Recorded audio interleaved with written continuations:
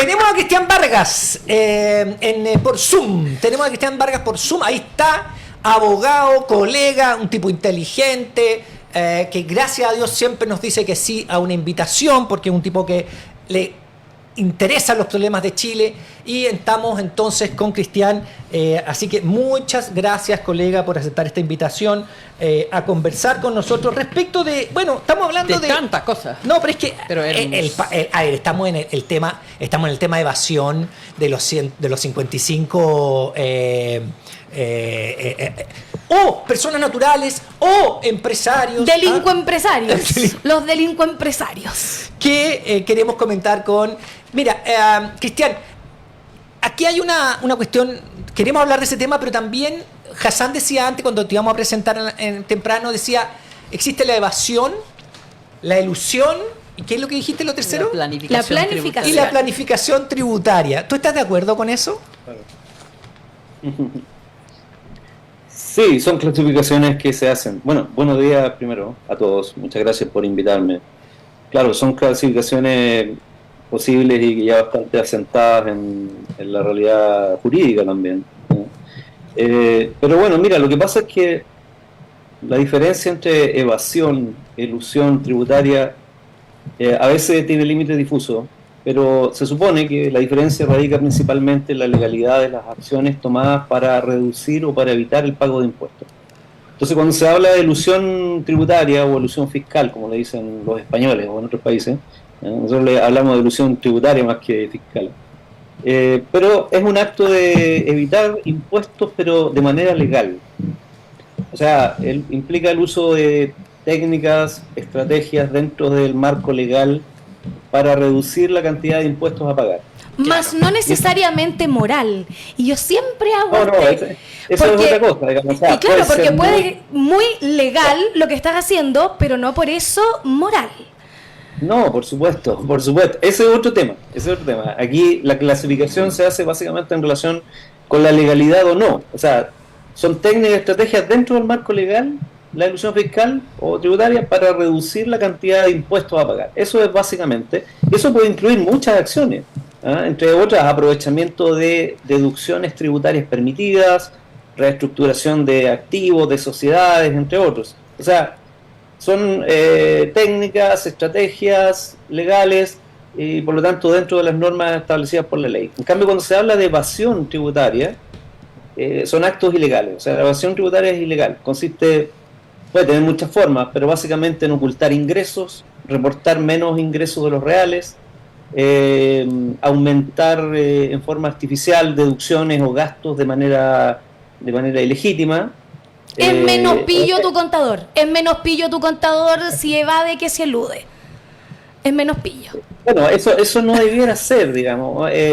Mira, o sea, elusión fiscal, como te digo, es un amplio abanico. La evasión claramente en muchos casos es delito o al menos infracciones tributarias, pero la evasión implica el incumplimiento deliberado de una obligación tributaria y a menudo es perseguida por la ley también como delitos tributarios. Ahora, como decía, hay una frontera difusa en ciertos casos entre la elusión, la evasión fiscal. Dentro de la elusión están también las denominadas planificaciones tributarias que hacía alusión el colega.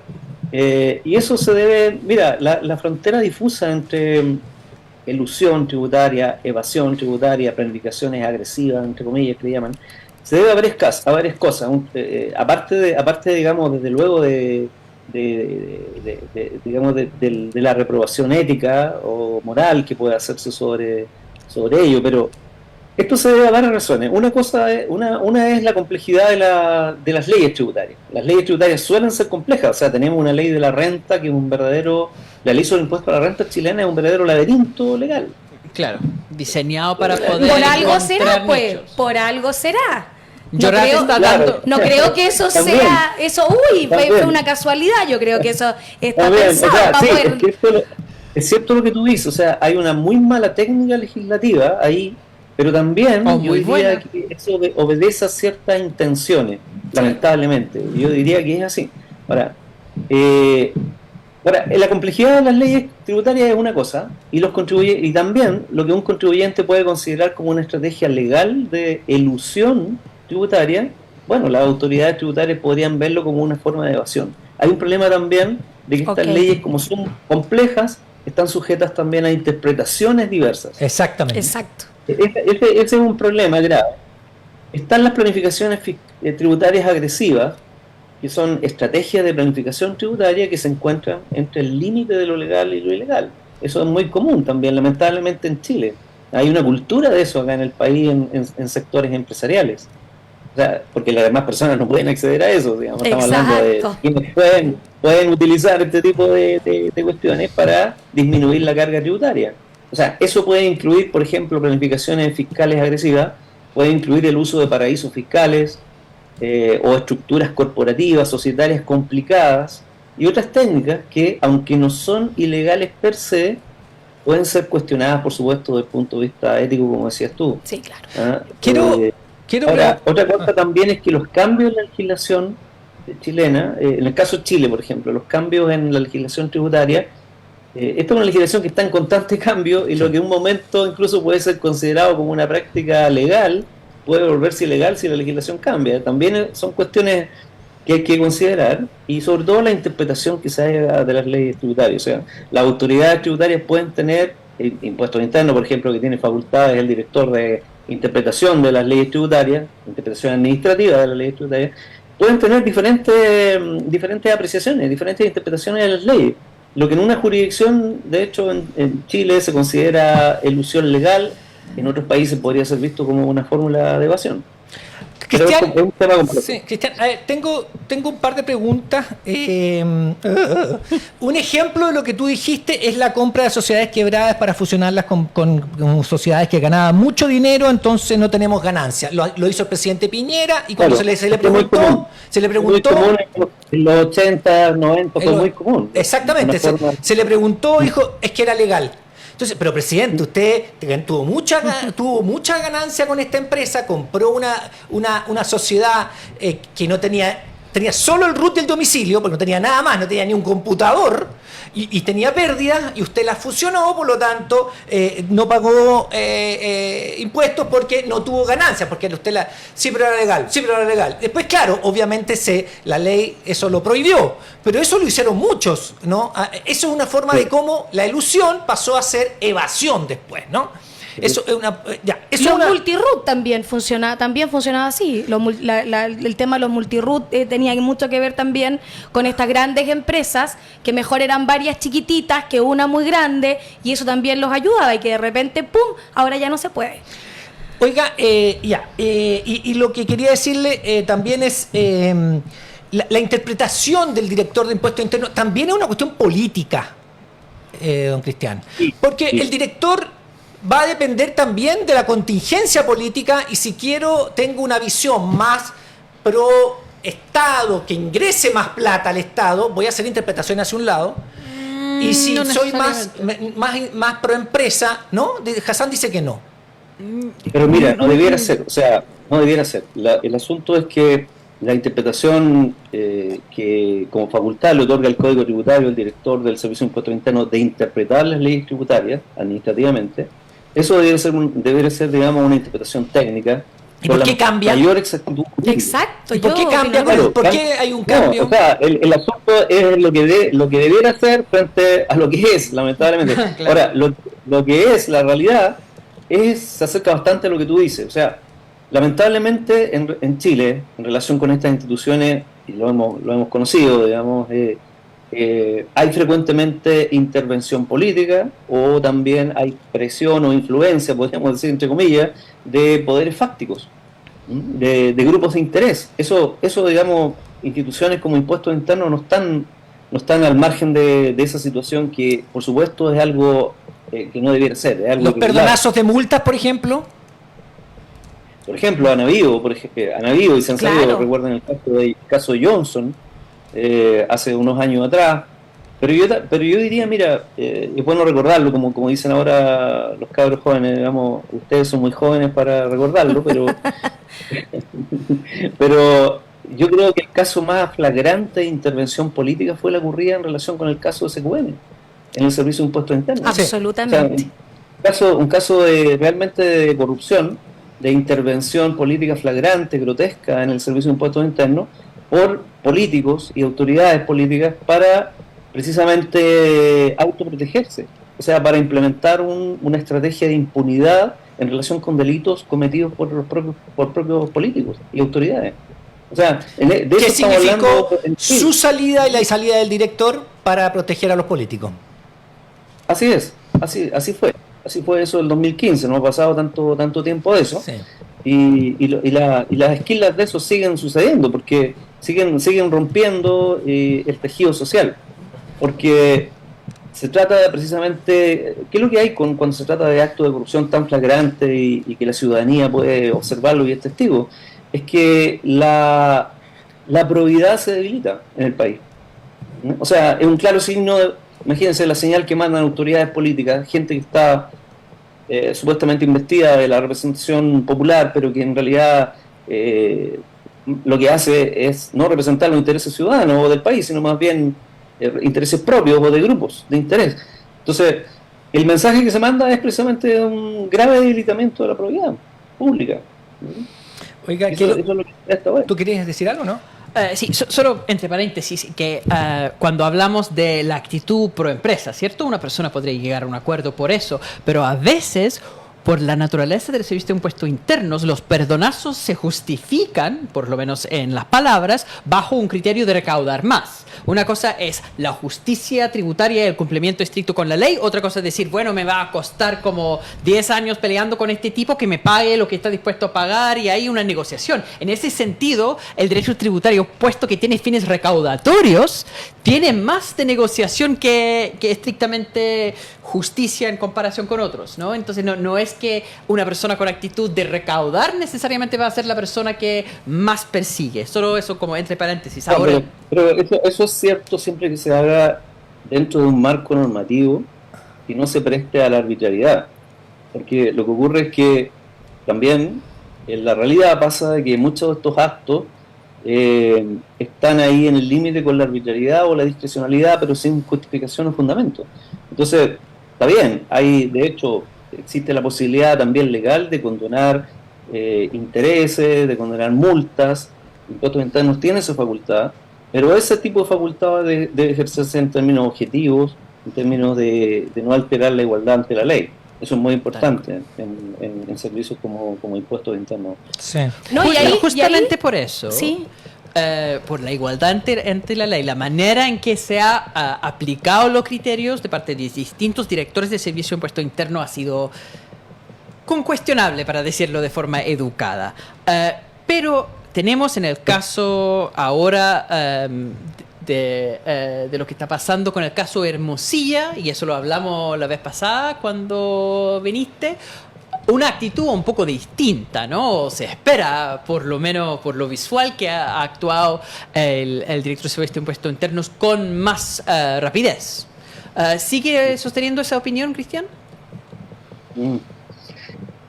Mira, no sé si ha actuado con más rapidez. Yo creo que la dirección actual de Impuestos Internos lamentablemente es bastante de continuidad con la anterior, con la del señor Barraza, que fue alguien más bien funcional, por ejemplo, a la estrategia que hablamos de impunidad de los tributarios, QM. Entonces, no han habido grandes cambios en el servicio de impuestos internos, lamentablemente. Yo creo que ese organismo requiere de cambios importantes precisamente para enfrentar el fraude tributario, delitos tributarios, que es una realidad importante en el país. O sea, hoy día se habla de cifras de evasión tributaria altas, ¿cierto? Hay un estudio que hizo Michel Llorat, y ya había habido otro antes, el 2014, que habíamos conocido. ¿Y qué es lo que ocurre? Que el servicio no ha evolucionado, no ha aprendido de su propia experiencia, no es un organismo que haya en ese sentido se haya actualizado, modernizado, y esto requiere de otras capacidades, dotarlo de otras capacidades de inteligencia económica, inteligencia tributaria, inteligencia de datos, que actualmente no existen en el servicio. Entonces se ve enfrentado a ese problema y también, yo diría, a un problema de corrupción interna. Sí. La corrupción siempre puede existir, obviamente, pero es importante que las autoridades tomen cartas en el asunto y medidas que estén a la altura de la situación. El Porque mira, audio además, de Hermosilla habla de eso, ¿no? El audio de Hermosilla habla directamente de sobornar a funcionarios del Servicio de Impuestos Internos. Entonces, Frigolet, que es el director, anunció que iba a haber una investigación interna, que es una actitud un poco distinta de lo que vimos con la presidenta de la Sí. Comisión de Mercados Financieros. Por lo menos anunció la cosa. Sí, no, sí. Mira, entendemos que sí, de acuerdo a lo que apareció en prensa, ¿cierto? El Servicio de Impuestos Internos está llevando a cabo sumarios administrativos, investigaciones administrativas, para determinar cuál es la realidad de los hechos y determinar la responsabilidad de funcionarios que aparezcan involucrados. Eso es muy importante, eso es muy importante. Pero eso obviamente es independiente de la investigación que debe hacer la Fiscalía por Claro. la Comisión de Delitos, porque aquí aparentemente, por la información que hay, todo lo que debe por supuesto comprobarse en estas instancias precisamente legales, es la participación de funcionarios públicos en actos de corrupción, y eso es muy grave, y no solamente ocurre aquí a nivel de impuestos internos de la Comisión para el Mercado Financiero, según los antecedentes que han salido a la luz, sino que también es una realidad lamentablemente que existe a nivel nacional. Sí. Ahora, mira, con esto del mega fraude, por ejemplo, hay varias cosas que ver, porque esto tiene de dulce y de gras, o sea, se ha puesto como que públicamente como que es un gran, digamos, un gran suceso importante, una victoria, entre comillas, de parte de las instituciones del Estado, Fiscalía, Policía, Impuestos Internos, en este caso. Pero, sin embargo, eso es la parte dulce, por decirlo así, la parte de agraz, es que esto viene de hace años operando. O sea, ¿Cómo no lo vimos antes? Claro, estos son unas organizaciones que verdaderos clanes, digamos, le han puesto así, clanes, ¿no? 6 organizaciones criminales que vienen operando desde el año 2016. Perdona, Cristian, quiero que hagamos la parte educativa y expliques lo más simple posible en qué consiste el delito de estos clanes, por favor, porque así después podemos desarrollarlo, pero para la audiencia, ¿cuál es el delito y cómo lo hacen? Lo más simple posible, use sus facultades de profe para que la gente entienda cuál es el delito de los 55 empresarios, cómo lo hacían. Simplecito, por favor, explícalo, Cristian.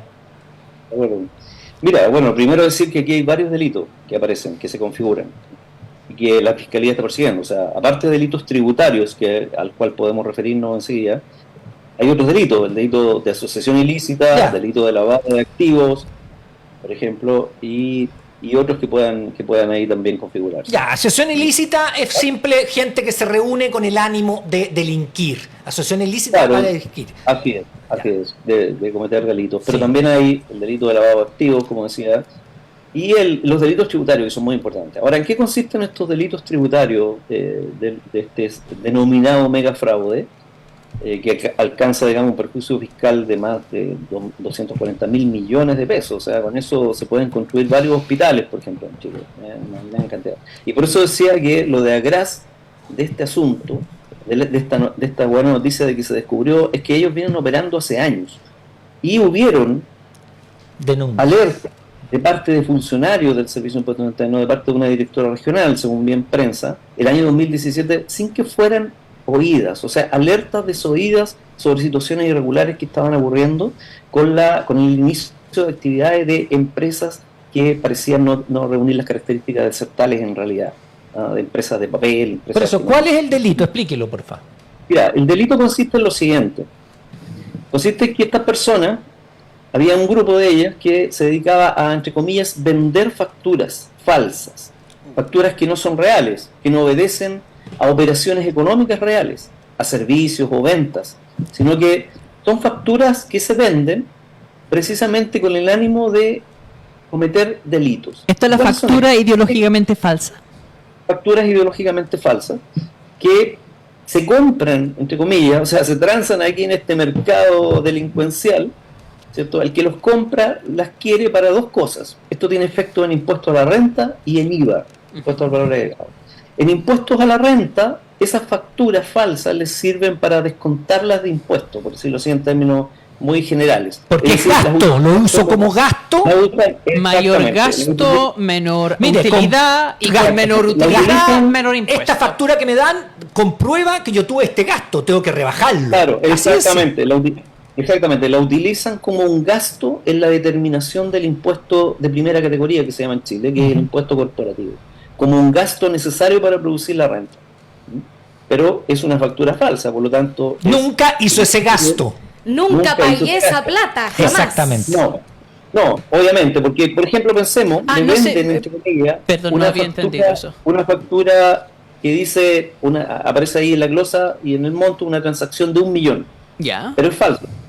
1 millón en servicios, por ejemplo. Entonces, le venden esa factura en 100.000 pesos, pero él deduce como gasto 1 millón. Exacto. Ya, Lo disculpe, que le Cristian. paga al delincuente que le vende esa factura falsa son 100.000 pesos. Eso cuesta, supongamos, una factura, el 10% del monto ahí de lo Ujú. que Sí, el monto consignado falsamente, ¿cierto? Cristian, Pero él le permite, como le decía, descontarlo como gasto. Ese es un efecto que tiene el impuesto a la renta, pero también tiene un grave efecto en IVA. Porque Exacto. esa factura, cuando está afecta a IVA, cuando aparece IVA ahí, 19%, eso le sirve al que la compra cuando es contribuyente de IVA, de ese impuesto, un comerciante, imaginemos, una empresa, un restaurante, le sirve para aumentar el crédito fiscal del IVA. O sea, aumenta artificialmente su crédito fiscal. ¿Sí? Y esto se agrava aún más en operaciones que aparentemente, que es lo que se está investigando, también hacían. Otro grupo de estos supuestos empresarios lo que hacían era hacer exportaciones falsas. Cuando se hacen exportaciones, los exportadores pueden, de acuerdo a la ley chilena, recuperar, o sea, el fisco les reembolsa, les devuelve el IVA que ellos pagaron cuando adquieren bienes o servicios para la actividad de exportación. Entonces hacían esta exportación falsa, fraudulenta, para obtener indebidamente del fisco la devolución del IVA pagado por esas facturas que en realidad son falsas. Eso en términos generales consiste en los delitos tributarios cometidos aquí por esta ¿Tiene asociación. alguna duda? Cristian, tengo una duda bien básica sobre la sofisticación de eso. Si yo voy como empresario... Sofisticación, nada, es bastante grotesco, Sí, digamos.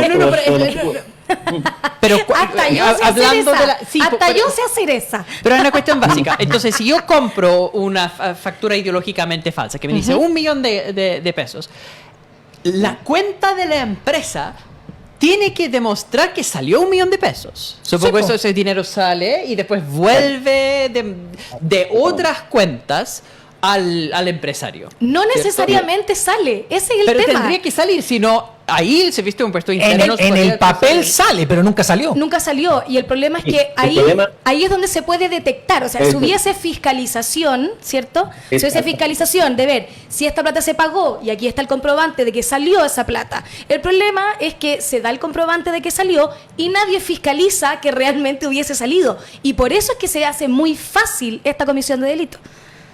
Sí, es lo que tú dices, efectivamente. O sea, lo que dice Hassan es verdad. O sea, debiera justificarse, por ejemplo, los flujos de pago. No Exacto. es llegar y decir, registro una factura aquí en mi contabilidad y después eso lo llevo a resultado tributario. No debiera ser así tan fácil. Ahora, lo hacen así. Lo es. Y eso ¿Así? porque Ni siquiera lo se sacan.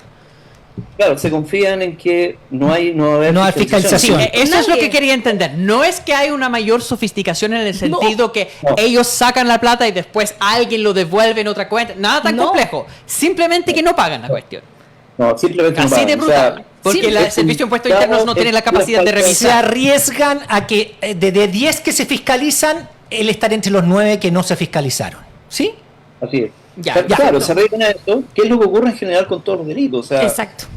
es el riesgo que toman todos los delincuentes, digamos, este riesgo, digamos, de que en definitiva no los van a pillar. Exactamente. Sí, pero la obviamente, diferencia- el impuesto interno no tiene la capacidad, ningún impuesto interno del mundo tiene la capacidad de fiscalizar a todos los contribuyentes para determinar que estén haciendo bien, cumpliendo bien con las leyes. El asunto va por otro lado. Lo que hacen los impuestos internos de todo el mundo, y pensemos en Estados Unidos, que es bastante, entre comillas, agresivo el Servicio de Impuestos Internos norteamericano, Sí.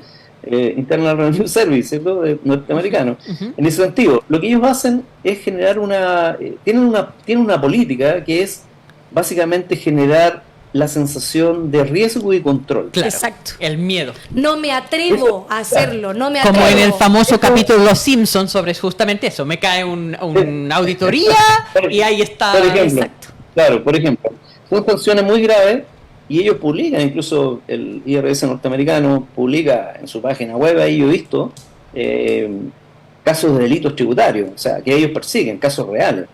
¿Eh? Entonces, en ese sentido, aquí Chile falta. Nosotros, mira, cuando estuvimos en la última etapa en impuestos internos, precisamente a raíz de los casos PENTA, CQM, antes de eso, a partir del año 2014, habíamos diseñado una estrategia de delitos tributarios, pero con un foco, o sea, había una centralidad estratégica que definimos y que eran los grandes evasores. Porque lo que pasaba, y es una realidad que lamentablemente todavía persiste hoy día en Chile, por eso me refería a que el servicio no está actualizado, el diagnóstico era que el servicio dispersaba sus esfuerzos, ¿eh? Sus recursos, a veces en hormiguitas cuando se le pasaban elefantes. ¿Eh? Y eso es una muy mala política. Sí. ¿Eh? Entonces hay que definir una centralidad estratégica. Sí. Esa centralidad estratégica estaba en los grandes evasores, en la persecución a grandes evasores. Oye, Para eso había que hacer muchas cosas que lamentablemente no tuvimos en ese momento el tiempo suficiente. Vino el caso PENTA, CQM y ahí terminó. Pero creo que está pendiente una serie de tareas para este servicio, creo yo. Y esto del mega fraude, como le decía, la parte de atrás es que esto se desarrolló durante varios años sin ser detectado, sin hacer, digamos, emprender las acciones debidas. Y el problema que tuvimos eso que se generó un gran perjuicio fiscal que hoy día recuperar esos dineros ¿De es una dónde? tarea muy ¿De difícil por dónde? hacer. Pero no, claro. porque no solamente no pagaban impuestos algunos, sino que, como dices tú, el fisco les devolvía plata que no tenían derecho. Entonces estamos diciendo, no, yo no pagué impuestos, hice un negocio, me hice el sota, logré engañar al fisco, no pagué el impuesto. Ok, puede haber pasado porque si tú no hubieras hecho ese negocio, el fisco no habría recibido esa plata. Ya, ok, lo hiciste, evadiste, no. Pero otra cosa es que el fisco te ponga plata a ti y te la devuelva. Que no te corresponde. Y que podría haber usado en un hospital, que podría haber usado en el pago de no sé qué, que el fisco te pase la plata. O sea, eso es peor aún, digamos, es más doloroso para el Estado. Claro, es más pérdida. Sí. Una es no ganancia, la otra es pérdida, definitivamente. Oye, hay comentarios. Hay comentarios. Sí. Yo seguía pensando que... Quería preguntar antes yo, Cristian, así si el tema del secreto bancario es relevante en eso. esto. Porque realmente si estamos hablando de una situación donde... Yo entiendo, no se puede revisar todas las cuentas, pero una cuestión básica de reconciliación bancaria, ver, ellos dicen que salió 1 millón de pesos, no salió 1 millón de pesos correspondiente. Otra cosa es que sale 1 millón de pesos a una cuenta y después rebota a otra y bla, bla, bla, de una manera compleja, que en ese caso se necesitaría algo más complejo como contabilidad forense para determinar dónde están todas las platas. Pero en un caso simple de ver reconciliación bancaria. La persona dice que salió 1 millón. Conciliación, no reconciliación. Conciliación bancaria. Porque sin besitos. Es sin besitos. Qué triste. Ya. Sí. La dificultad que tiene el Servicio de Impuestos Internos de hacer ese tipo de revisión, que debe ser una cosa bien básica, es por el secreto bancario que entonces no tenemos la capacidad, la posibilidad informática de hacer eso. Porque así es. Porque la tecnología existe, la tecnología está para hacerlo hoy día. La tecnología existe, sí, obviamente, pero hay que usar esa tecnología, en este caso de servicios públicos, hay que dotarlas de eso. Pero también dotarlas de herramientas legales, y el Servicio de Impuestos Internos hoy día obviamente no tiene la facultad, no existe la facultad de poder conocer las cuentas corrientes bancarias, por ejemplo. ¿Cómo tiene que hacerlo? ¿A través de fiscalía o tiene que pedirlo directamente a un juez? El Servicio de Impuestos Internos me refiero. El juez. Claro. O sea, el Servicio de Impuestos Internos puede el pedirle a un tribunal juez directamente sin pasar por la fiscalía. Sí, puede. Ya. Sí.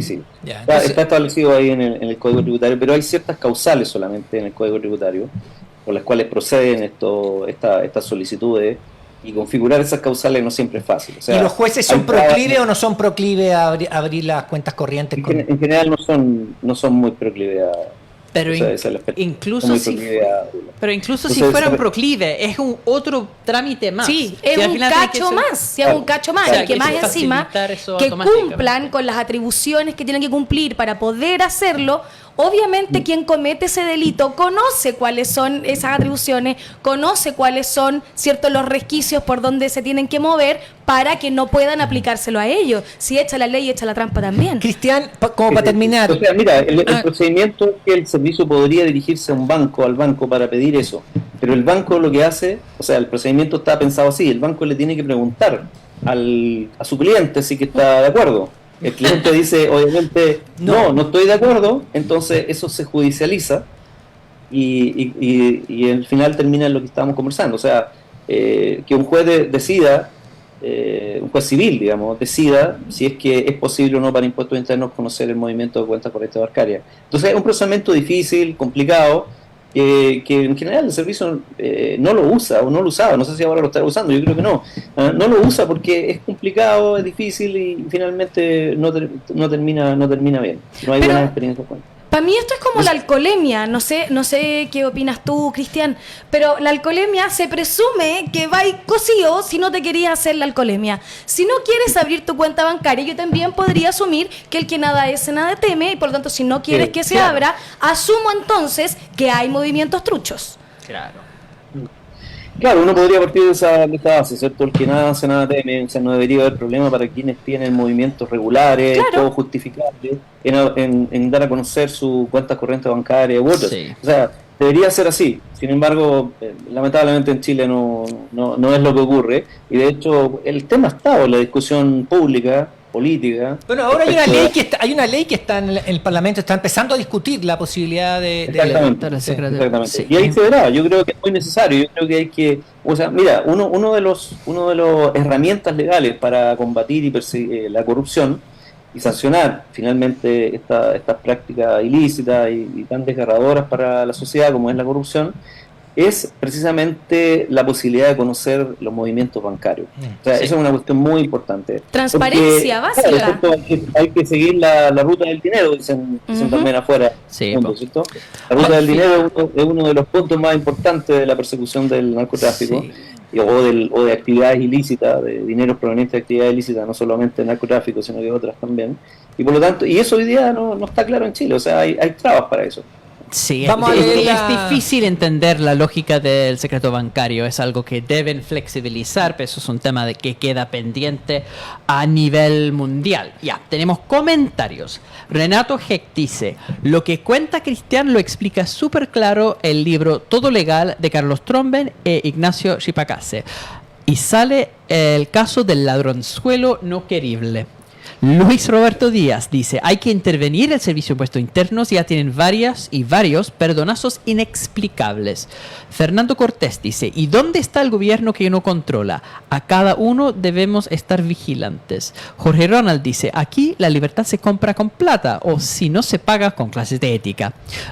Ricardo Mateluna dice, cualquier tipo de defraudación del Estado debería ser como básico de 10 años de cárcel para arriba.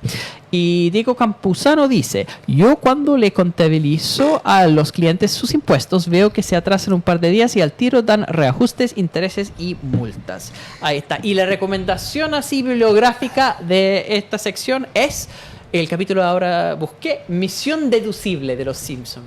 Donde hablan exactamente del Servicio de Impuestos Internos estadounidense, encanta. el proceso de auditoría. Bueno, la gracia del Servicio de Impuestos Internos de Estados Unidos, el IRS, es que le da mucho miedo. O sea, al que le cae IRS encima, sabe que está frito, porque algo le van a pillar, aunque sea lo más chico, se lo van a encontrar. Creo que ese es el plan del garrote, y en Estados Unidos todos saben que si te cae el IRS encima, estás frito, algo te van a Sí, encontrar. no sé si funciona tan bien. El mejor Queremos- sistema. Pero al menos se le tiene miedo. Hay una página web Se le tiene del miedo. gobierno noruego donde uno puede ver la declaración de impuestos de todo el mundo. Así Cristian, es. queremos agradecer, no sé si tiene algún mensaje final, pero queremos agradecerte haber estado con nosotros y haber explicado tan claramente esto.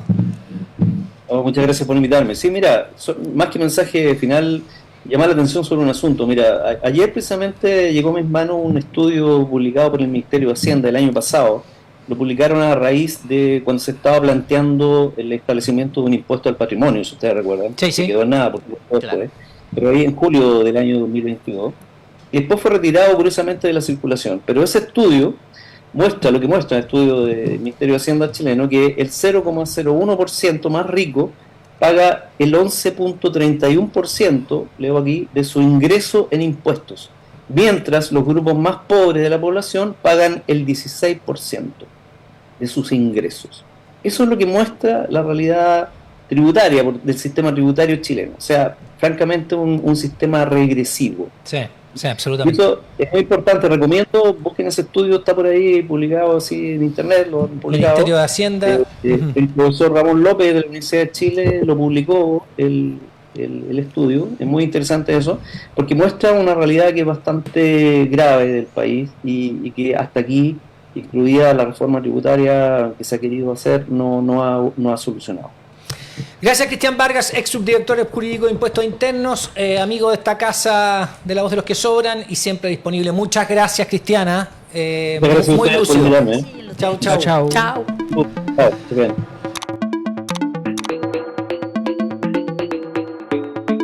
Somos independientes de los poderes fácticos.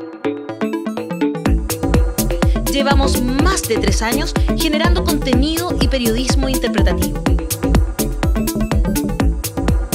Queremos una sociedad más justa, con derechos y economía sostenible. Le damos voz a los que importan.